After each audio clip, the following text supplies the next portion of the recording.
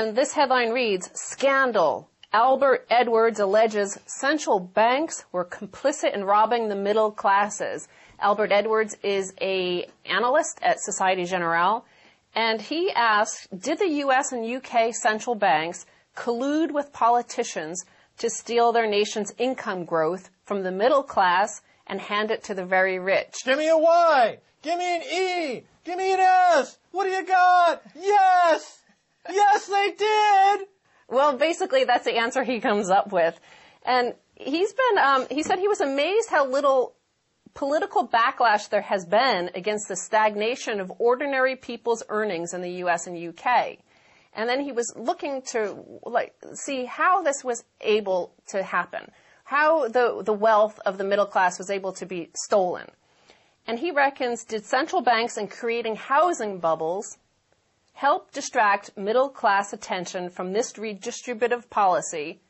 He accuses the central banks and governments of redistribution over the last 20, 30 years, not in the way that many Americans shout on Fox News that there's socialism for the poor. He's saying it's been redistribution away from the bottom up to the top 0.1%. Not the top 1% or 10%, the top 0.1%. Right, so they created the housing bubble. People had a false sense of wealth and savings. Then they pulled the rug out from underneath them, and what's left is a huge amount of debt. But all the fees that were charged to construct all the loans to make that possible are now in the pockets of the financial terrorists on Wall Street, Goldman Sachs, J.P. Morgan, Citigroup, Bank of America, Warren Buffett, the whole crew. They're all terrorists. Who will stop them? Nobody. Well, anyway, Stacey Herbert, thanks once again for being on the Keiser Report, and I'm still beating you on the Twitter war. I'm still beating you on the Twitter war. I'm gaining.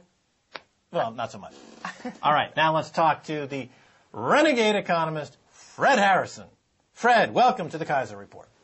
Hi, Max. Good to be with you today. Thanks for joining us on the Keiser Report. Okay, let me kick this off by asking you, in 1997, you predicted that a global housing bubble would ensue in 10 years. The global depression of 2010 would happen. How did you do that? Actually, I deal with what is considered to be forbidden knowledge in economics. I look at the most sensitive indicator in the whole of the economy, which is the land market. And from that, I can deduce the trends. Now, there's nothing magical about this. If you look at the history of the Western European economy, we can see trends that repeat themselves every 18 years without fail. By looking at the land market, we can see exactly how the health of the economy is progressing. And from that information, I can date the main turning points in the business cycle. And that's how I did it back in '83, forecasting that 1992 would be the end of that cycle. And I did it in 1997 because it's simple arithmetic, frankly. I was able to predict the peak in the housing markets around the global economy, because now we're dealing with a global economy. And therefore, I was able to say that the bottom of the current 18-year cycle would be the coming year. Why is there such a constant boom and bust cycle in our economies? And is there a way to stop this cycle? The boom-bust cycle is programmed into the politics of, well, what used to be a monarchical system. It became the aristocracy's economy. Now it's a democratic one, but the underlying factors are still the same. The best gains are out of land. Not out of the stock market, not out of other exotic instruments. Actually, over the business cycle, the highest capital gains are to be made from land. That's the secret. But the way that the market is structured at the present time, we definitely get a boom after about 15 years into the cycle, which means that there has to be a bust because debt is created in order to overexploit that market, and the economy has to come to a grinding halt. And it's happened every 18 years for the last 200 or 300 years. You argue that we should socialize land and privatize wages. What do you mean by this, and what would it achieve? Well, actually, Max, I've already referred to this, haven't I? The socialization is actually recovering for the public, the community, the value which we collectively create, and changing the taxes by abolishing taxes on earnings, abolishing taxes on the profits we make from the investments out of our savings, means that we re-privatize the wealth that we create. We let people keep what they produce. And we collect to fund the public sector that shared revenue, which is crystallized in the land market as rental income. We use that to pay for public services. That's re-socializing what used to be the public revenue and privatizing people's private wages. The average Brit seems to really enjoy housing bubbles. Any politician trying to stop property speculation with, for example, tax policy would surely be booted out of office. So how would you convince the British people that there is an alternative? Yes, you see, now the British, it's an Anglo-American phenomenon, actually. Unlike the Germans, who do not view their homes as their castles, and therefore they invest more in productive activity, the Anglo-American culture is to view the home as the castle, which is now our nest egg, our pension fund. And so, yes, it's a political problem. They found that 100 years ago when the Liberal government actually did introduce a land value-based tax, but the House of Lords simply rejected any attempt at reform. And that culture of wanting to make money out of nothing, out of just occupying a bit of land, has seeded through into the democratic system, so that we even get shopkeepers now, people who work for wages in shops, wanting portfolios of properties, buy-to-let properties, to make money out of nothing. And so it becomes a political problem to inform them that actually all of this is against their personal interests. And yes, there hasn't been the political strength, the moral courage of our statesmen, not for 100 years practically, to change that crooked, that corrupt system of distributing income. So how would you convince the British people that there is an alternative?